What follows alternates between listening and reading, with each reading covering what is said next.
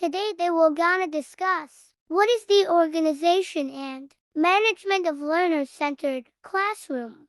Let's start with the introduction, and Nurkisa Tantong will explain it. Good day everyone, I am Nurkisam Tantong and I will be the first presenter and your little teachers for today's discussion. And my co-members are Ari Rose Apolinario, Cotton Maria Mariela, Jamsuri Mariel, and Quintas Braille, and we are the Study Hub 4. So, introduction.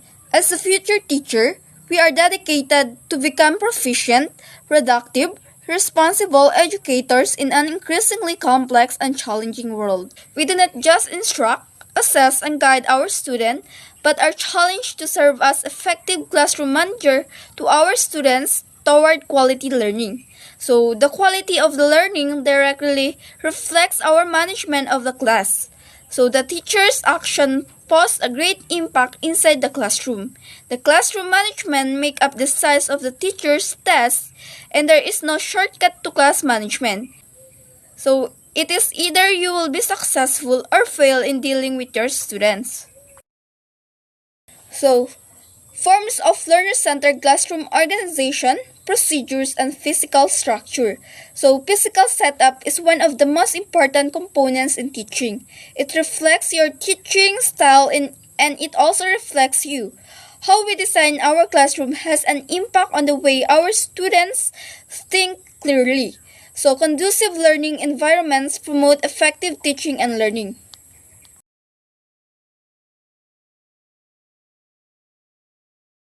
For individualized learning, it is a set of learning centers or stations for students to work at their own space depending on their abilities and interests. So it is also a set of an individual work area, this type of learning. So second is for group learning. It is organize them around tables or clusters of desks. You can organize them in groups of 4 for cooperative learning. For frequent whole group discussion, try a circle of U-shaped desk configuration where everyone has a front row seat. The third one is activity-oriented classroom. It is a set up a large table for cooperative project, provide a space for wet or messy projects.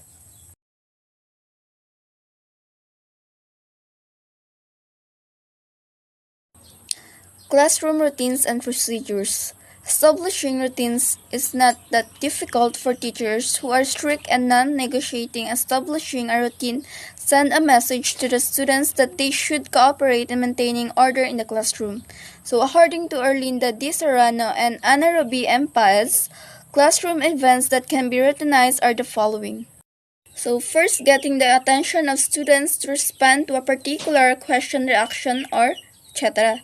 So correcting homeworks in class, excusing oneself from class for emergency purpose or use of the comfort room, posting of visual aid on the board, updating oneself of the lesson when absent in class, going out of the room during break time, clearing the table and desk after performance of tasks, swapping of partners on discussion, forming a participatory groups, and reporting and sharing of responses.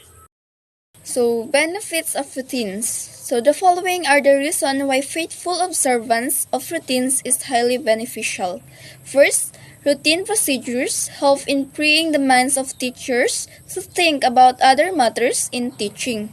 So, if every time an activity is performed and a teacher has to consider some option on how to do it, it will be too taxing on his or her part to constantly think and decide.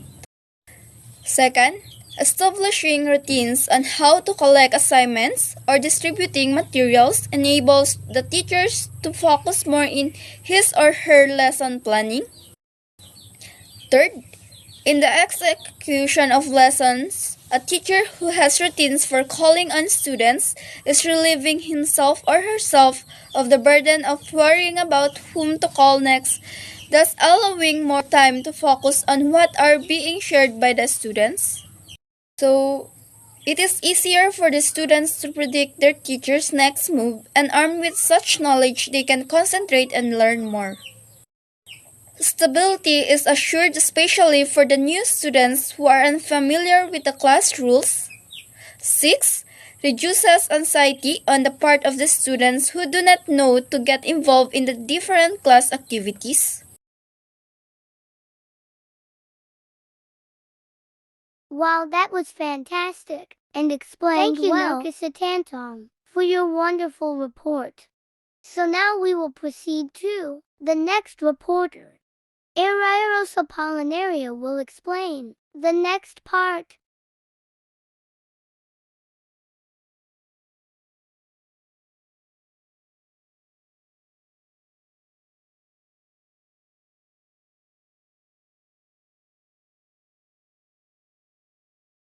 Creating motivating learning environment. The foundation for any learning must be built on a safe, positive, and nurturing learning environment where there's open communication. Develop a learning environment where students feel motivated to learn within the boundaries and expectation of a safe classroom. By modeling and encouraging a safe environment and purposeful rules, students feel motivated to do the right thing and help one another. It is important for teachers to put an emphasis in intrinsic motivation in the classroom to keep the student interested and invest in their own learning goals. Intrinsic motivation is self-driven type and it lasts for a long time and it must be developed among students. In addition, extrinsic motivators help students understand the expectations of the classroom and the aid in their intrinsic motivation.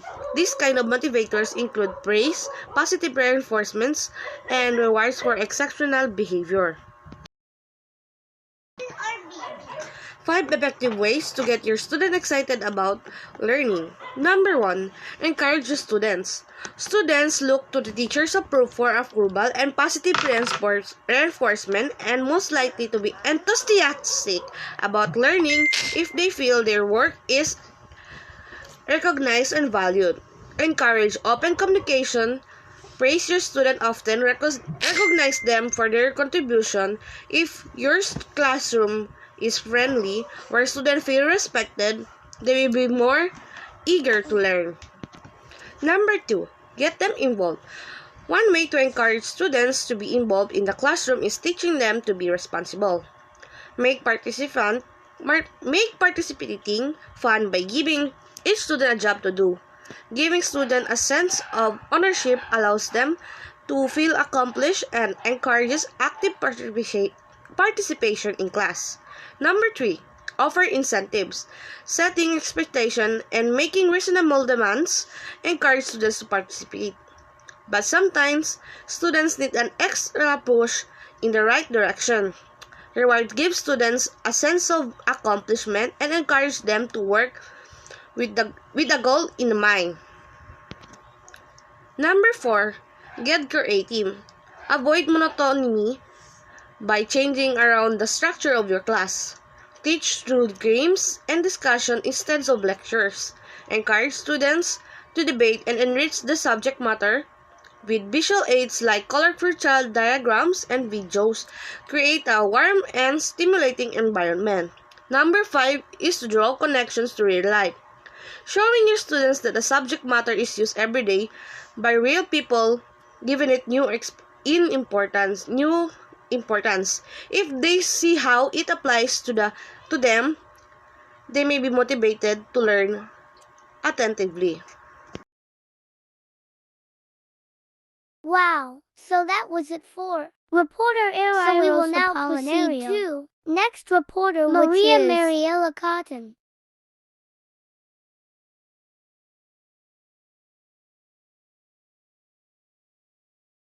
Learner-centered classrooms, roles and responsibilities is one in which students are the focus of education, and the teacher is the facilitator of the learning process.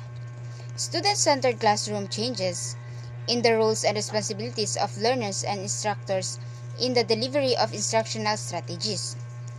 And in learning itself, These all differ from those in the traditional teacher-centered classroom. Teachers are creating opportunities for students to work in groups, collaborate, experiments, discuss, and revise. In learner-centered pedagogy, the role of the teacher is more that of a coach than a person with all the answers. Below are the roles and responsibilities of both the teacher and the learner. So the teacher, number 1, recognize and accommodate different learning modalities. Number 2, provide structure without being overly directive. Number 3, listen to and respect each learner's point of view. Number 4, encourage and facilitate learners' shared decision making. Number 5, helps learners work through difficulties by asking open-end questions to help them arrive at conclusions or solutions that are satisfactory of them. So the primary role of a teacher is to deliver classroom instruction that helps students learn. Teacher also teaching them to be responsible at home and in their communities. The main responsibility of a teacher in the classroom is to ensure that goals of education are attained. Learners. Number 1 are active participants in their own learning. Number 2, make decisions about what and how they will learn. Number 3, construct new knowledge and skills by building on current knowledge and skills. Number 4, understand expectations and are encouraged to use self-assessment measures. Number 5, monitor their own learning to develop strategies for learning. Number 6, work in collaboration with other learners. Number 7, provide work that demonstrates authentic learning. Each learner is responsible for taking ownership of the actions in a way that values building safe and positive classrooms. Students' accountability encourages students' learning and helps improve academic performance and achievements. Responsibil- Responsibility is important because it provides a sense of purpose in addition to building resilience amidst adversity on an individual and societal level. So that's all, ma'am. Ah, so that was it. Maria Mariella Cotton. That was a fantastic report. So let's go to the next reporter.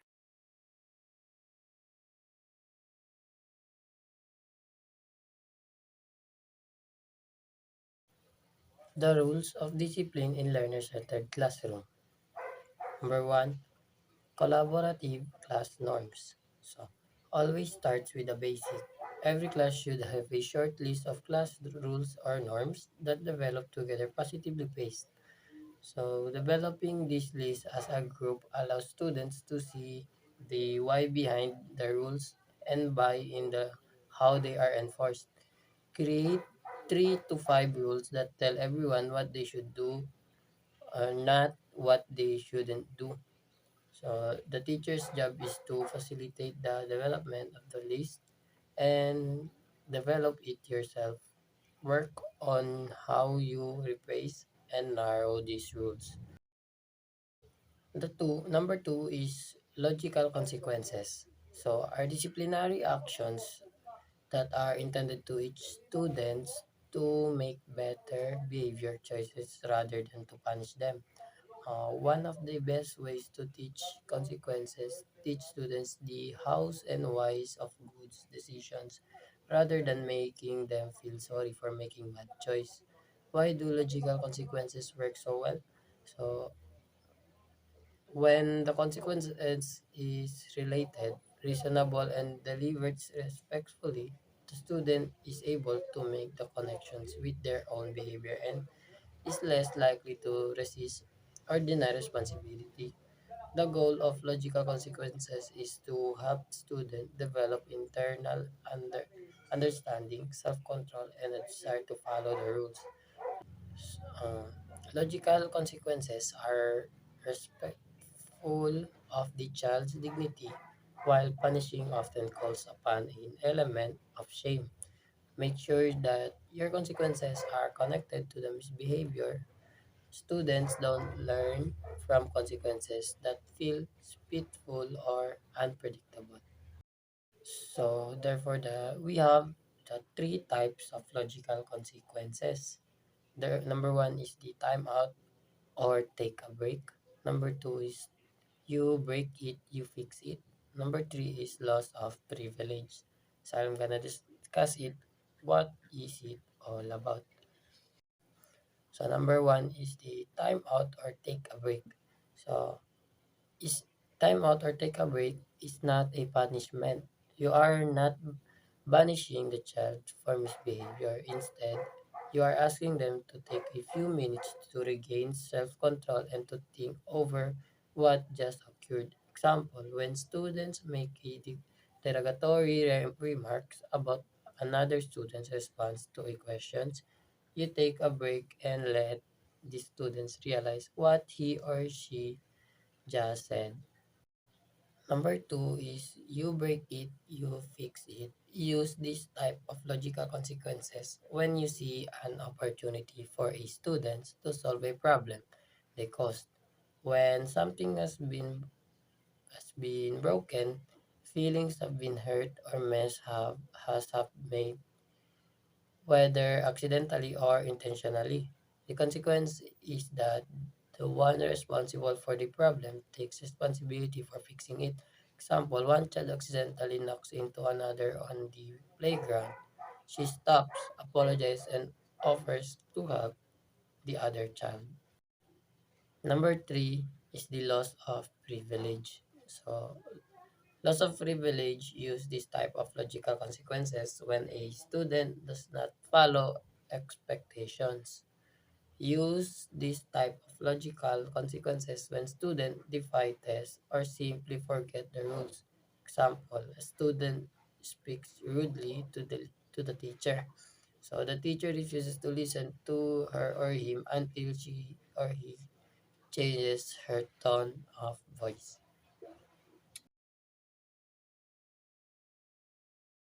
So that was it about the role of discipline in the learner-centered classroom. So now we will proceed to the next reporter. Consistent application. A classroom without consistent practice can often be chaotic. But creating an environment that welcomes uniform responses to behavior choices will support each student's understanding of expectations, and changing the rules and regulations ensure that students and families understand classroom norms and know what to expect when those norms are not met. The consistent application goes hand in hand and logical consequences. Make sure that you are consistent with your rules, your consequences, and your reinforcement. Consistency is critical in creating space for effective learning environment. Students are able to participate in learning more effectively when they have a clear understanding of classroom procedures and their importance. Teacher, teachers needs to be fair. Consequences need to be issued to the student immediately, and all students shall be treated the same. Being consistent in your classroom is paramount to being successful as a teacher and obtaining respect from your students. Student specific. When responding to misbehavior, take into account the social, emotional, and cognitive skills of the students as well as what happening in the situation. The consequences for a student might be the same, but you might practices more with these students or have them reflect on their behavior. Example, you have a student who always pushes in line.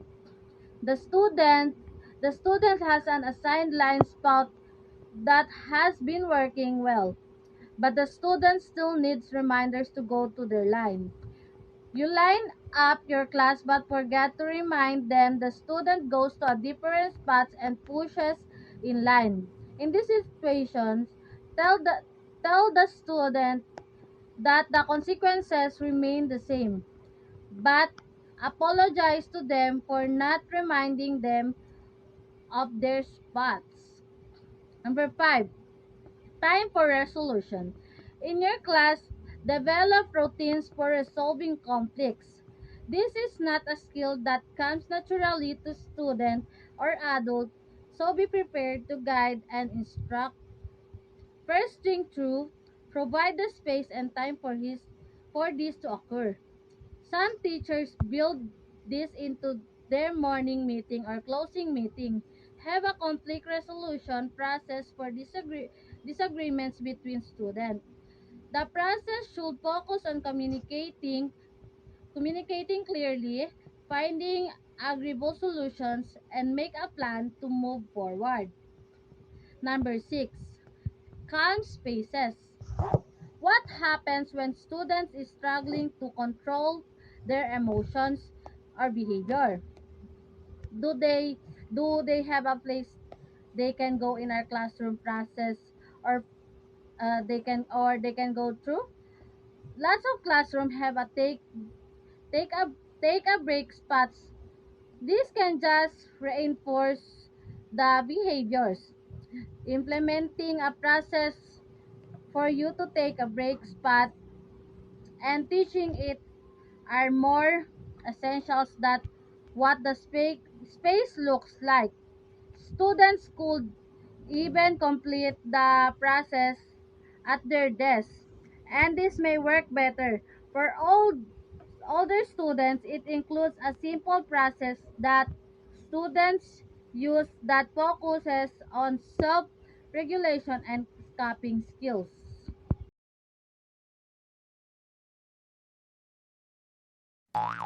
Thank you, Marielle Jamsuri, for explaining and reporting it.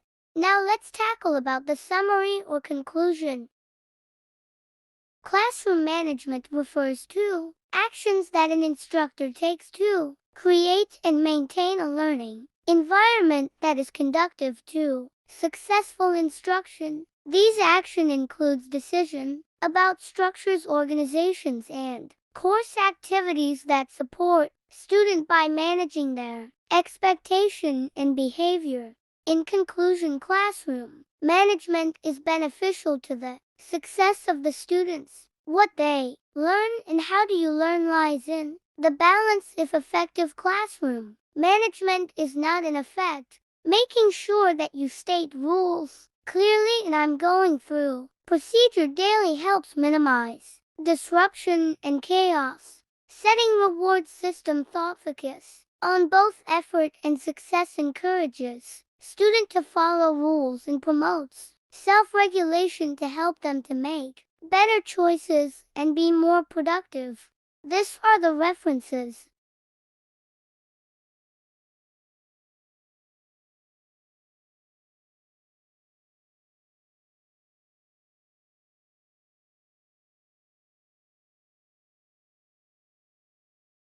So that's all for Study Hub number for Module 3 report. Bye bye. See you on Module 4.